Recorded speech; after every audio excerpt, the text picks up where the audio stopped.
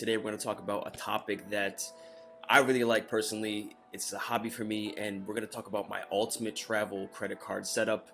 And we're going to talk about how I tend to travel for free sometimes with this setup, and also travel with more comfort, a bit more luxury, a bit more convenience. And hopefully you can learn something from this if maybe you might be new to the credit card travel game, or if you're already experienced and like it as much as I do, and maybe can have a few takeaways as well. And so first, I'm going to go over my overarching strategy and my main priorities. And first of all, I like to focus on flexible travel currencies, travel portal currencies. So these are currencies like American Express, they can be Citi thank you points, Chase Ultimate Reward points, and that gives you a lot of flexibility to transfer your points to a different wide range of travel partners, such as airlines, hotels. But the main airline that I like to focus on, and which I'm focusing on getting elite status on, is American Airlines. Just because I fly them a lot, and I really like to utilize their miles, and it has good valuation, so I tend to focus on them. And then in my setup, I also like to focus on getting quality hotel and car rental elite status.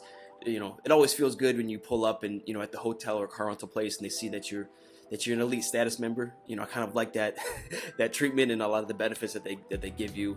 And then I also like to think of annual fee cards as prepaying for travel that I would already normally do, and then keeping those annual fee cards if I'm getting higher value than the annual fee that I'm paying. If not, I'll go and cancel or downgrade that card to basically a free card, a $0 annual fee card. And then I'm also focusing on earning categories within travel, dining, rent, and groceries. And I also want to give this caveat here. So this strategy really only works, and I only recommend getting into this travel credit card game if you pay off your cards in full every month. Because if you're paying these high interest rates, there's no point in doing this. You're literally losing money. It doesn't make sense.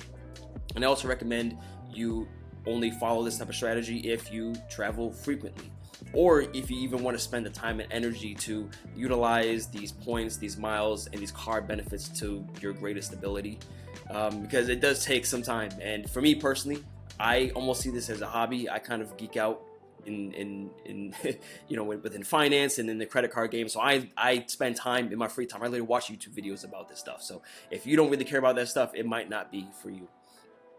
And so the first cards that I'm going to talk about, I'm going to give you my whole entire setup, all the cards that I have, and telling you how much I pay for the annual fee, the benefits I get out of it, and how I use them. So the first card that I'm going to talk about, this is the granddaddy of travel and luxury credit cards. It's the American Express Platinum card, big baller card. And the main benefits that I get out of this, I love the lounge access. So you get access to the Amex Centurion lounges, the Delta Sky Club if I'm flying Delta that day. And then you have the collection of priority pass lounges that they have globally. Really nice. It's always nice to go into, you know, the airport and kind of relax in the lounge and have some free food and maybe do some work. You know, I really like that. You know, it gives me a better experience for when I'm flying. And then the next thing is, you know, I get 5x on travel, which is great. And I utilize Amex membership reward points basically to transfer to travel partners for premium cabin international flights. And so that's like business class. And yeah, you know, it's kind of nice to utilize the points in that way. You get the highest amount of value when you use your points in that way. So that's what I tend to use it for. But then what I also get is Hilton and Marriott Gold status, which is decent. And then also Hertz President's Club and special car rental insurances and protection. So I always use this card for car rentals, and being part of the President's Club is really nice. You get some very cool upgrades, and you know, they treat you nice when you're a good member. And they also get free clear, which is great, and TSA pre-check and global entry. So I kind of just boom, zoom through airport security and the border control when I'm flying internationally, which is great. I like to save time. I like efficiency, and so I really like the free clear and global entry that I use. The other thing is, you know, I get some free Walmart Plus, which comes with free Paramount Plus, nice added benefit, and then I get free Peacock and ESPN Plus that I use, which is nice. You know, I watch you know, soccer or football as we call it, or football. So that's free, nice to have. And then I also get a $15 a month Uber cash benefit, which is great. And then a Resi Global Dining access, which is nice. I can reserve restaurants at a, in a favorable way, and it kind of feels good. So Amex Platinum, probably my favorite card. I get a lot of benefits out of it, as you can see. Large annual fee here, $695, but I justify it from all of these benefits that you see here on the right side. And the next obvious card is going to be its sister card, the Amex Gold, $250 annual fee. You can see here the benefits here are $120 a year Uber credits, $120 a year Grubhub, and then 4x dining and groceries. And this is my workhorse card for everything food. So anything food related, I just use the Amex Gold.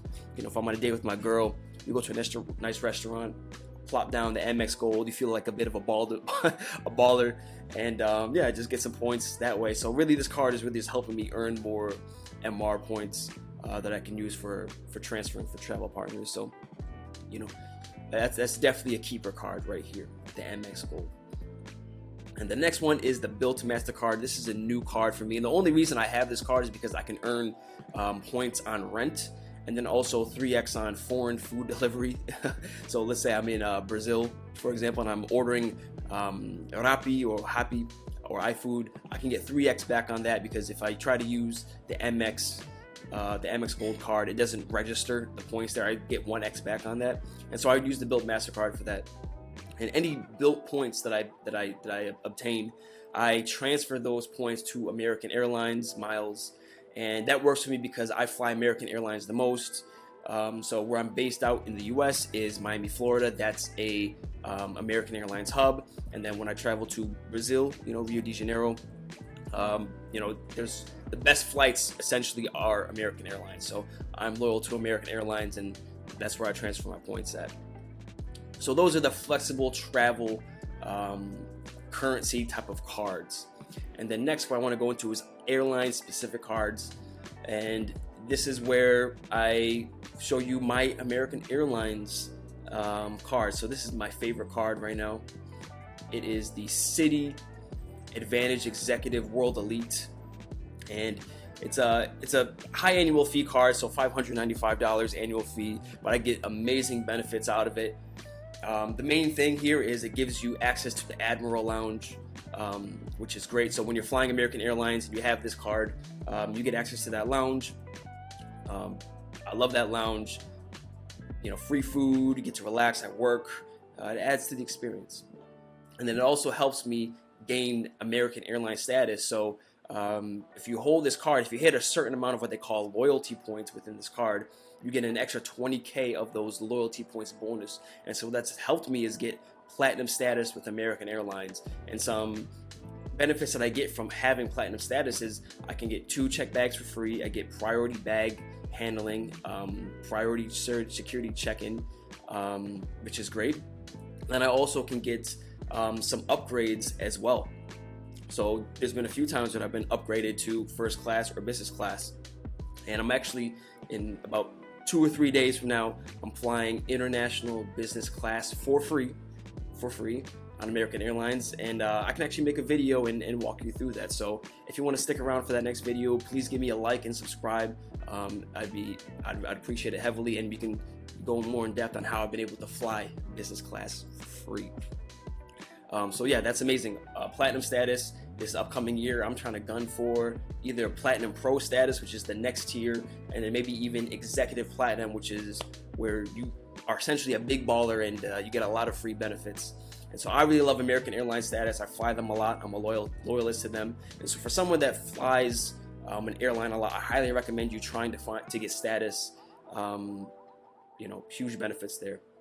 The other things is I get massive earning rewards points on 10x on car rentals and hotels through the AA portal, and then also 4x miles on American Airlines purchases, and then a few other random credits here that's like Lyft, Grubhub, and then the Avis car rentals. Oh, by the way, with Avis, as a platinum holder, platinum status with American Airlines, they give me, I think, Avis Preferred Plus, which is like one of their elite statuses with Avis.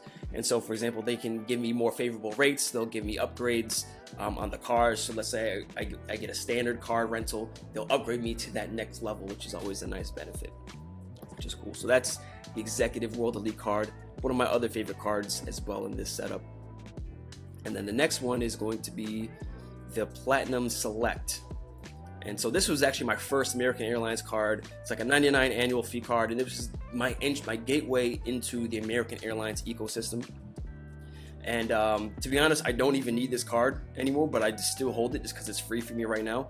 I actually called up Citibank and asked them to downgrade me to the free card, and they said, hey, well, how about this? To keep you as a customer in this, we're just going to give this card for you for free. And so, I mean, I'll just take it. So, you know, it gives me 2x back on any dining and gas. And so let's say I'm out eating somewhere and they don't accept American Express. I'll just use this card to get some 2x back on it. No big deal. So this card just kind of just sits around a lot of the time. Don't really need it. But you know, this was my first American Airlines card and got me into the ecosystem, which is good. And then the next card is the Amex Delta Gold card. This card is hot garbage. Like I don't even use this card. I don't even fly Delta. I fly Delta maybe one time per year, and the only benefits I really get is a free check bag and then priority boarding. So I might use this card maybe once. And to be honest, when the renewal comes around to pay that $150 annual fee, I'm probably just gonna I don't think I'll cancel it because they gave me like a massive credit line. I think they gave me like $20,000 on this card credit line. And so I think I'll just keep it just for that and for the credit history. But I'll product change down to, I think it's called like the blue card or something. But it's the free version of this. I don't really have a use for this. But if you fly Delta, this might be helpful for you, or actually either the Delta Reserve, which is like their big daddy luxury Delta card, or their Platinum card, which is like the mid-tier level. So yeah, I don't really need this. Hot garbage. Jogo no lixo. Entra la basura. I don't need it at all. And then the next one is hotel cards. So I'm slowly starting to get into the hotel game. I was mainly focusing on airlines when I was first starting into the travel game. But now I kind of want to, increase my experience. Maybe, have my stays in a little bit more luxury beyond just like a standard Airbnb, which I normally have done. And so that brought me to get the Amex Hilton Aspire card. So this is the highest tier Hilton card, and large annual fee. Again, you can probably see I'm probably paying around $2,000 in total annual fees across all my cards. This is not normal. Most people don't need to do this. It works for me. I travel a lot. I like to prepay for my travel. I like to travel in luxury and comfort, so it works for me. But I get a lot of value out of this card. So to offset that $550 annual fee, I get a tremendous amount of benefits. So I actually get Hilton Diamond status, which is the highest tier status in the Hilton ecosystem. And it's really nice. You get free suite upgrades, so you can book a standard room and then you can get upgraded to like an elite, like presidential type of suite. And there's nothing better than you show up to the hotel with your girl, and then you get upgraded to the presidential suite, and like now you feel like you're really balling, which is great, especially if you're staying at like a Waldorf or a Conrad, which I'm going to use my annual free night with this card and stay at one of those high luxury properties. And hey, that one annual free night is going to offset that $550 annual fee, because to stay at the Conrad or the Waldorf, it can be upwards to like $1,000 a night. I don't know the exact price, but I know it's more than $500. So huge benefit there. The other thing is I get 14x back on Hilton purchases, but you actually get 20x back if you're a Diamond status member. So that's crazy amount of earning. So let's say I spent $1,000 on a Hilton hotel, for a few days at a stay. I would get around 21k Hilton points just for that. Insane, absolutely insane. The other thing is I get $400 Hilton resort credits, which is great. A $200 flight credit, and then also I haven't rented a car with them, national car rental, but you would get Emerald Club executive status, which is great as well. So love this card. It's new to my setup. I got it in December, and yeah, I'm gonna plan some Hilton stays this year, and you know, do some more aspirational and luxury travel, which is great. So that's the Hilton Aspire card. Great card. And then I have a bunch of other cards which are like cashback cards. So these were like cards that I had when I was early on in my journey. I didn't really know much about travel credit cards, and so you know, you get decent cash back. So I got the Chase Freedom Unlimited, which gives me like 1.5% back on everything, and then the Wells Fargo Active Cash, which gives you 2% back on everything. Discover It, Bank of America Unlimited Cash Rewards, and then Apple Card.